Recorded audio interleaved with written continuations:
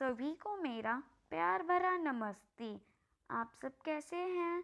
इस महामारी के समय घर पर रहिए और सुरक्षित रहिए। अपने प्रियजनों का ध्यान रखिए। आप सभी का मेरे चैनल में स्वागत है। आज मैं आप सभी के सामने एक कहानी प्रस्तुत करने जा रही हूँ। मेरी कहानी का नाम है शरारती बंदर। जंगल में नदी के किनारे बबूल का एक पेड़ था। उसमें लगे पीले फूल महक रहे थे। आसमान में चारों ओर बादल छाए हुए थे। ठंडी ठंडी हवा चल रही थी। मौसम बड़ा सुहावना था। बबूल की एक पतली डाल नदी में लटकी हुई थी। इसी डाल पर बिल्कुल आखिर में चिड़िया का एक घोंसला था। इसी घोंसले पर चिड़िया और उसके बच्चे झूल रहे थे और मौसम का आनंद ले रहे थे। बबूल के पास ही जामुन का पेड़ था जो हवा के झोंकों में झूम रहा था। बादल घिर आए और देखते ही देखते बिजली भी चमकने लगी। बादल गरजने लगे और मोर मोरनियों का मोहक नृत्य शुरू हो गया और उनकी पीका पीका के स्वर से सारा जंगल गूंज उठा। चिड़िया भी आकाश में आवाज करती हुई उड़ने लगी। बड़ी बड़ी बूंदें भी गिरने लगी और थोड़ी देर में मूसलाधार बारिश होने लगी। इसी बीच एक बंदर जामुन के पेड़ पर आकर बैठ गया। उसने पेड़ के पत्तों में चिपकर बचने की बहुत कोशिश की लेकिन बच नहीं सका। पेड़ पर बैठा बैठा भीगता रहा। बंदर सोच रहा था कि जल्दी से जल्दी वर्षा रुक जाए, लेकिन इसके विपरीत हुआ और ओले गिरने शुरू हो गए। हवा और तेज चलने लगी। सर्दी बढ़ गई। बंदर ठंड से कांपने लगा और जोर जोर से किकियाने लगा। जंगल का वातावरण भयानक हो गया। बंदर की इस हालत को देखकर चिड़िया से रहा न गया और बोली, पाकर मानुष जैसी काया, ढूंढत घूमे छाया, 4 महीने वर्षावे, घर न एक बनाया।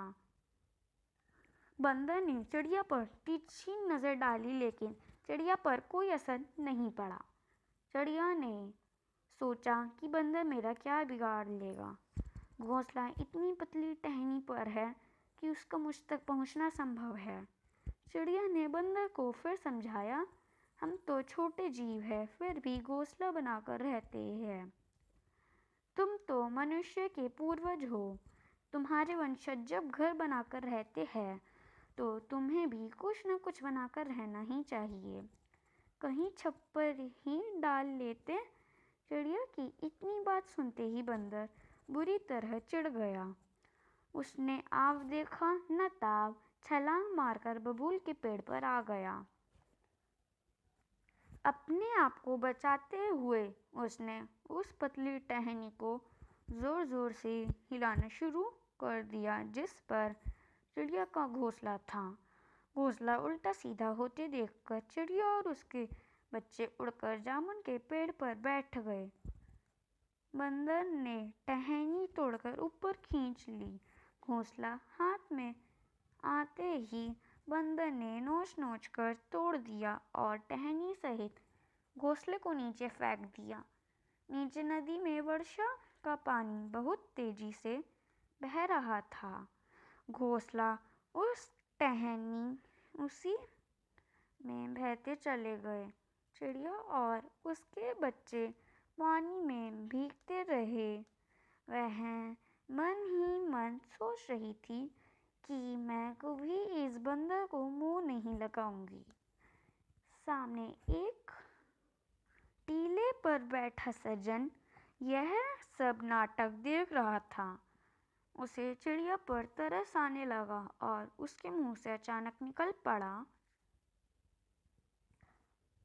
सीख तो को दीजिए जाके सीख सुहाए, सीख न दीजिए बांदरे, चिड़िया का घर भी जाए।